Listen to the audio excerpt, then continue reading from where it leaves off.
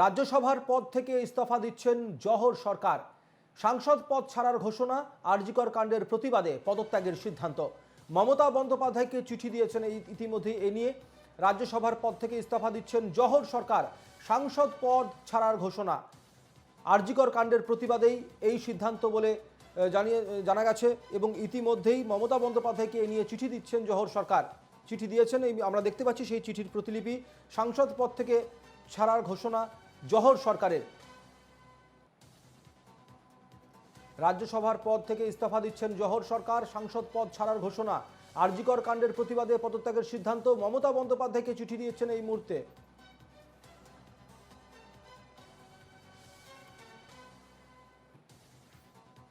এই মুহূর্তে আমাদের প্রতিনিধি পৃথা দাশগুপ্ত আমাদের সঙ্গে রয়েছেন। পৃথা, রাজ্যসভার সাংসদ পদ থেকে ইস্তফা দেওয়ার ঘোষণা জহর সরকারের, কি খবর রয়েছে?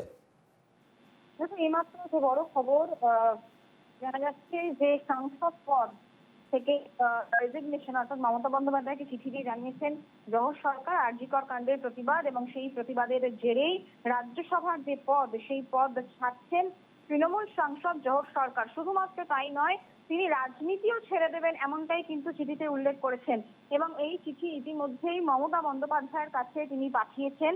শুধুমাত্র তুমি জানো যে আরজিকর কাণ্ডে যেভাবে স্বতঃস্ফূর্ত যে প্রতিবাদ হচ্ছে এবং সরকারের বেশ কিছু সিদ্ধান্ত তার পছন্দ হচ্ছে না, তার জেরেই কিন্তু এই সিদ্ধান্ত বলে তিনি চিঠি দিয়েছেন।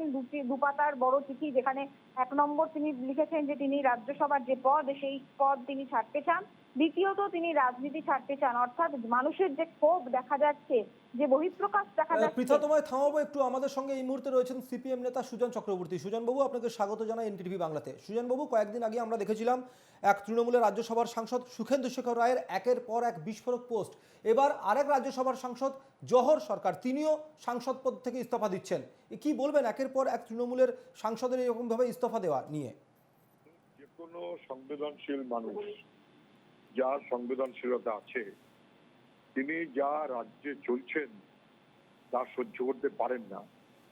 আর এরকমের বিষয়ে কোনোভাবে তার আশপাশে তিনি যুক্ত আছেন লজ্জাবোধ করেন।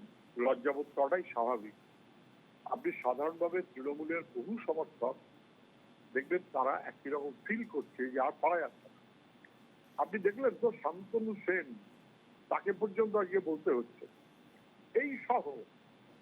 এই সহ এখন তৃণমূলের হয়ে কেউ বলবার জন্য আসতে চাইছে না। ওই 2-1 জন ছাড়া কেন আসতে চাইছে না? তো বাংলাটা সর্বনাশ হয়ে গেছে।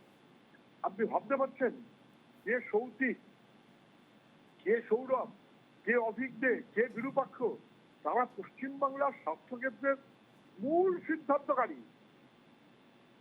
শেষ হয়ে গেল, মূল্যবোধ শেষ হয়ে গেল। স্বাস্থ্য গোটা ব্যবস্থাটাকে ধ্বংস করা এর চাইতে বেশি কি হতে পারে? Any sensible person must detach himself or herself. এর কোনো বিকল্প নেই। এইভাবে দেখাটাই ভালো বলে মনে হয়। কম যন্ত্রণায় মানুষ নেই।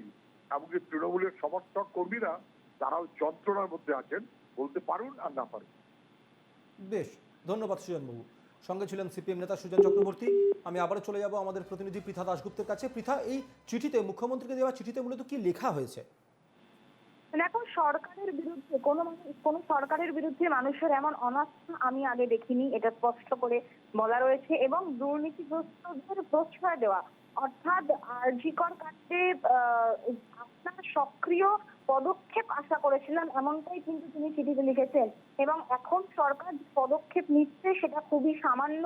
পাশাপাশি যেটা জানাচ্ছেন তিনি, যে সরকার যে পদক্ষেপ নিচ্ছে সেটা অনেক দেরি হয়ে গিয়েছে এবং মানুষের যে এই স্বতঃস্ফূর্ত ক্ষোভ, সেই ক্ষোভ দুর্নীতিগ্রস্তদের প্রশ্রয় দেওয়া, এমনটাই কিন্তু দুপাতার যে চিঠি সেই চিঠি উল্লেখ করা রয়েছে। রাজ্যসভার সাংসদ পদ ছাড়ার ঘোষণা জহর সরকারের, তৃণমূলের সাংসদ পদ রাজনীতি ছাড়ার ঘোষণা করেছেন তিনি। অত্যন্ত বড় খবর এবং আরজিকর কাণ্ডের প্রতিবাদ, এই প্রতিবাদেই এই সিদ্ধান্ত নিয়েছেন জহর সরকার। ইতিমধ্যেই মমতা বন্দ্যোপাধ্যায়কে চিঠি পাঠানো হয়েছে এবং চিঠি দিয়ে সাংসদ পদ ছাড়ার ঘোষণা করেছেন জহর সরকার। পাশাপাশি রাজনীতি ছেড়ে দেবেন এবং সাংসদ পদের সঙ্গে এই যে রাজনীতি ছাড়ার ঘোষণা, সেটা অত্যন্ত তাৎপর্যপূর্ণ বলেই মনে করছে ওয়াকিবহাল মহল। এবং চিঠিতে একাধিক সরকারি সিদ্ধান্তের বিরোধিতা করেছেন তিনি, সেইটাই লেখা রয়েছে। শুধুমাত্র তাই নয়, আরজিকর সরকারের যে পদক্ষেপ, সেই পদক্ষেপের তিনি সমালোচনা করেছেন এবং স্পষ্ট করে সেই চিঠিতে লেখা রয়েছে যে মানুষের এই যে ক্ষোভ, এই যে প্রতিবাদ, এই যে বহিঃপ্রকাশ, তার কারণ এই পৃথা থামাবো। এই মুহূর্তে আমাদের সঙ্গে রয়েছেন বিজেপি নেতা দিলীপ ঘোষ। দিলীপ বাবু, আপনাকে স্বাগত জানাই এনকেটিভি বাংলাতে। দিলীপ বাবু, আমরা কয়েকদিন আগেও দেখছিলাম যে রাজ্যসভার সাংসদ সুখেন্দু শেখর রায়ের একের পর এক বিস্ফোরক পোস্ট। এই প্রথম কোনো শাসক দলের সাংসদ, রাজ্যসভার সাংসদ, তিনি ইস্তফা দিচ্ছেন, জহর সরকার। কি বলবেন এ নিয়ে আপনি? আমি তো স্বাগত করছি প্রথম। দ্বিতীয় কথা হচ্ছে, মমতা ব্যানার্জি যাকে কোনো পুরস্কার দিন, কোনো অনুদান দিন, কোনো পদ দিন, সবকিছু একটা বিনিময়ে উনি দেন, যে তাকে উনি দাবিদার বানিয়ে নেবেন। আর তাই হয়। তা নাহলে এত বড় অন্যায়ের বিরুদ্ধে টিএমসি থেকে কেউ বলছে না কেন? তো এমন একটা বিচারধারা, ওখানে গেলে মানুষের মনুষ্যত্ব শেষ হয়ে যায়, ন্যায়ের পক্ষে অন্যায়ের বিরুদ্ধে দাঁড়াবার ক্ষমতাও শেষ হয়ে যায়। কিন্তু তারপরেও কিছু লোক যেটা প্রতিবাদ করেছেন, তাদের স্বাগত জানাচ্ছি আমরা। তো এতদিন তারা বুঝতে পেরেছেন যে মমতার দাবিদারি না করলে টিকে থাকা যাবে না, কমপক্ষে সত্যের সঙ্গে দাঁড়িয়েছেন। আসুন, বেরিয়ে এসে প্রতিবাদ করুন পুরো সমাজের সঙ্গে, আমরাও তাদের সঙ্গে থাকবো। বেশ, ধন্যবাদ দিলীপ বাবু। সঙ্গে ছিলেন বিজেপি নেতা দিলীপ ঘোষ। পৃথা,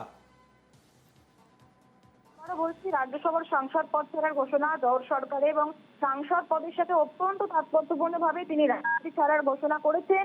মমতা বন্দ্যোপাধ্যায়কে চিঠি দিয়েছেন, চিঠিতে একাধিক সরকারি সিদ্ধান্ত, সেই সিদ্ধান্তের বিরোধিতা করেছেন তিনি, এবং মানুষের যে আরজিকর কাণ্ডের প্রতিবাদে মানুষের যে স্বতঃস্ফূর্ত বহিঃপ্রকাশ, যে প্রতিবাদ, সেইটা দুর্নীতিগ্রস্তদের প্রশ্ন, এমনটাও কিন্তু তিনি লিখেছেন। অর্থাৎ এবং তিনি রীতিমতো স্পষ্ট ক্ষোভ করে থেকেই লিখেছেন কিন্তু যে এই পদত্যাগ যেটা বোঝা যাচ্ছে পৃথা। এবং এই প্রথমবার তৃণমূলের কোনো সাংসদ যিনি আরজিকর কাণ্ডের প্রতিবাদে পদত্যাগ করলেন। অনেক ধন্যবাদ পৃথা। আমাদের সঙ্গে ছিলেন আমাদের প্রতিনিধি পৃথা দাশগুপ্ত।